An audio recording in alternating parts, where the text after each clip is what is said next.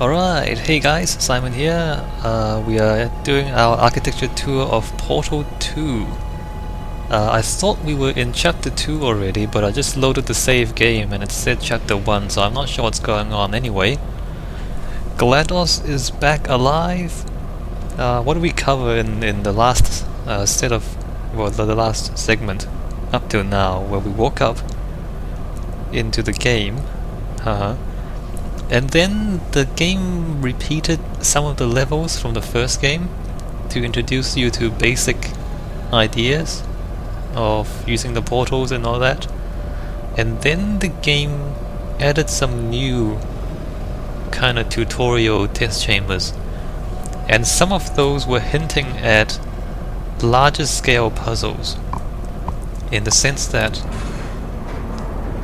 that's convenient, in the sense that they were training the player to look beyond the obvious. Like they were training the player to follow the lines, you know, that indicates you triggering the switch and whatever you trigger in the distance, and they were also training you to look into the distance to find places to put the portal. Wait, where's my portal gun? Oh, she took it. So the single portal gun is gone anyway. Yeah, so there were a few newer stuff as well, and there it is. Okay, there's the gun there, and again it sparks, and there's light and there's sounds to attract your attention to it. So yeah. So and then they brought forward the tutorial for flinging. Ah, here we go. So now we see that GLaDOS is in control of this facility and these robotic arms, and we've seen a little bit of these, but we're going to see a lot more very soon. We have a dual portal device. There should be a way back to the testing area up ahead. They should... Wait, something just closed above us. So yeah, there's these things, the robot arms and the walls, and it's completely impractical, of course. In reality, what would happen is, when you have thousands of mechanical devices like this, chances are some of them are going to break down on you. And so it's actually very impractical to keep all of that running with any sort of reliability.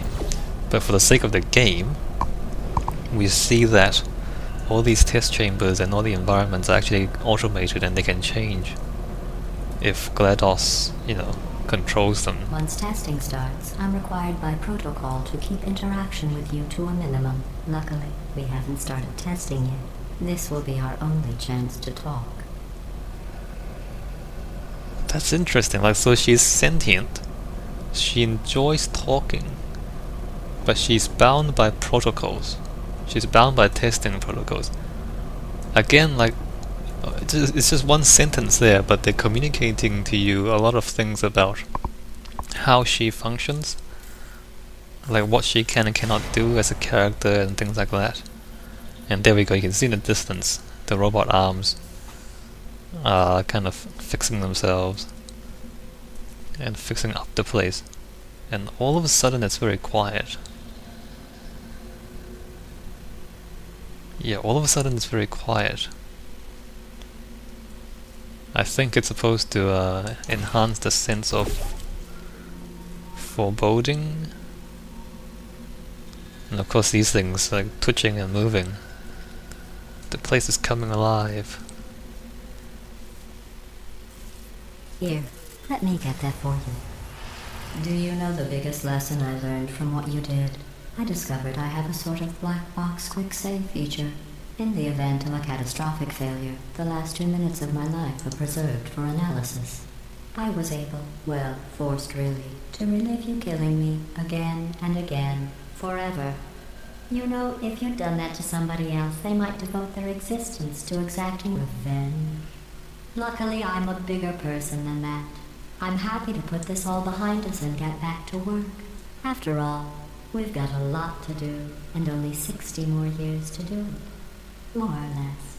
I don't have the actuarial tables in front of me. Wow, there's just so much there, like I can't analyze. everything line by line. I'm hoping you guys are paying attention and thinking about what she's saying to you. So I mean, she's just saying that, I mean, you killed her, and she's kind of passive-aggressive about it a little bit. She's saying she doesn't really care, and then but at the same time she's gonna keep you here and test you forever. And that too, like, she's gonna keep you here and test you forever. Keep that in mind. I mean, if you haven't played the game before, keep that in mind. And until about, like, well past halfway, and then we'll start to see what the relationship between her and testing is at some point in the game. I think around halfway, or maybe past that. Anyway, so keep that in mind. So she wants to keep you here and test you forever. And before that, like, she says, let me get that for you, and she turns this panel down so that you can put the portal on it. So again, establishing this relationship between you and her, like, she's helping you. Not really. She's helping you get to the next point, but she wants you to do that because she wants to keep testing you. So again, there's this.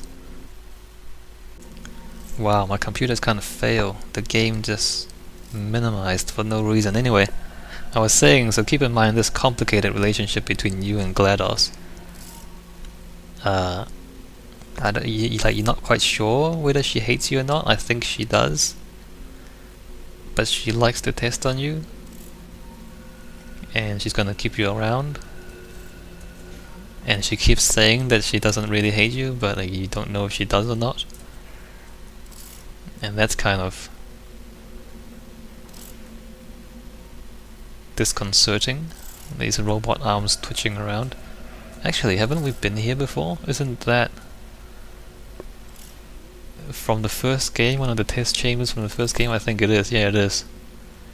So this is actually the remnants of a test chamber from the first game. Do you remember how that thing, or was it the other side, was shooting the pellets and you had to put the portals here and here to make the pellet go into the switch and all that, and that activated the scaffold to move around. So yeah, this is a thing from the first game, and there used to be a switch in here. The switch is gone. In fact, we can't go anywhere here. Are lights turning on? Yeah, they are. The lights are turning on. Oh, we can go inside. It's really subtle though. I almost didn't recognize this as a level from the last game. Whoa, what was that? Yeah, so everything's slowly coming alive, and you can see just how slowly they're doing it. Like, everything's twitching, and then as you move forward, lights turn on and things start to move a bit more. They're really dragging this out. Okay, this is test chamber 19. Yeah, that's right. Test chamber 19. I thought there were more of these things. So we're going... I'll just move that out of the way for you. This place really is a wreck. But the important thing is you're back with me. And now I'm on to all your little tricks. So there's nothing to stop us from testing for the rest of your life. After that, who knows? I might take up a hobby. Reanimating the dead, maybe. So there we go, she's saying the same thing again, in case you didn't catch what she was implying the first time. She's basically telling you again that you are adversaries, but she just loves to test on you. And she intends to do so forever. And you can, like, the music and the ambient sounds as well. Notice how quiet it is now. Like, whereas before there were other noises, and then, you know, with Wheatley it was kind of... I don't remember the ambient sounds actually from Wheatley, but now the silence is really noticeable, and obviously that's to, you know, build suspense. You know, things are a little bit too quiet, right? So yeah, it's a. I mean, that's what makes great games great. Like everything comes together, and obviously, Valve has a very multi-talented team going on. Audio. Here you go. This is the start of chapter 2. Okay, so we were almost at chapter 2. Sorry about the mess. I've really let the place go since you killed me. By the way, thanks for that. Sarcasm self-test complete. Oh good, that's back online. I'll start getting everything else working while you perform this first simple test, which involves deadly lasers and how test subjects react when locked in a room with deadly lasers. And the voice actor, Ellen McLean, I think that's her name. I mean, she's doing a great job, and I was saying earlier, the sound guys, the ambient sound design, and level design, artwork, and Wheatley. What was the guy's name who played? I just remembered it earlier too, and now I've forgotten it. Anyway, so like they've got like everything fits together. And look at the ambient sound now. Oh, not look at. Listen to the ambient sound now.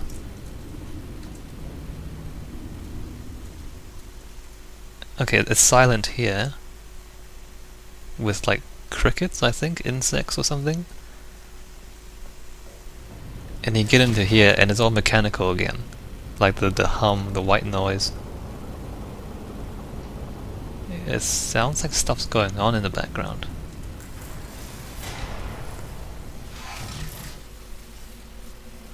And see things are moving around as GLaDOS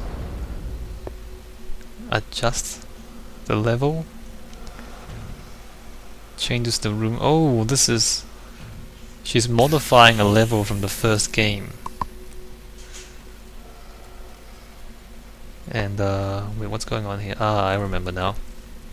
Does she give you any clues? Oh, there is. So instead of the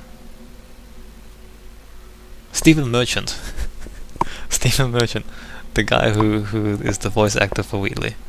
Anyway, so the symbols have changed. Remember in the first game there was the thing, the first time we were introduced to the high energy pellets. There was things shooting down and the thing receiving it. We don't see the symbol here, but we do see it here. So the laser into the switch is this thing here. So it's a similar idea to the high energy pellet, except that it's a continuous beam this time.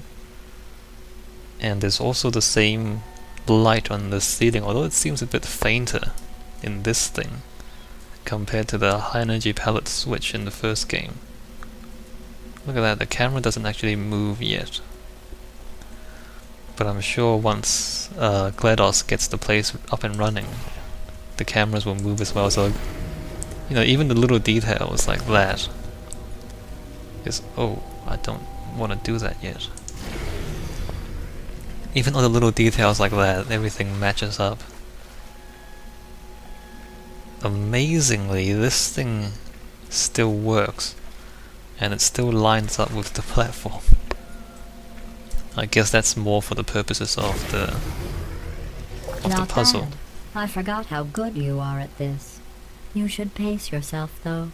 We have a lot of tests to do.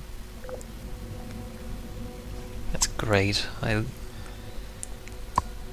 Yeah, and I said earlier, I talked a little bit about telling the long story, like giving clues early on, or giving hints, or starting the joke, and then, you know, this thing's showing you the laser.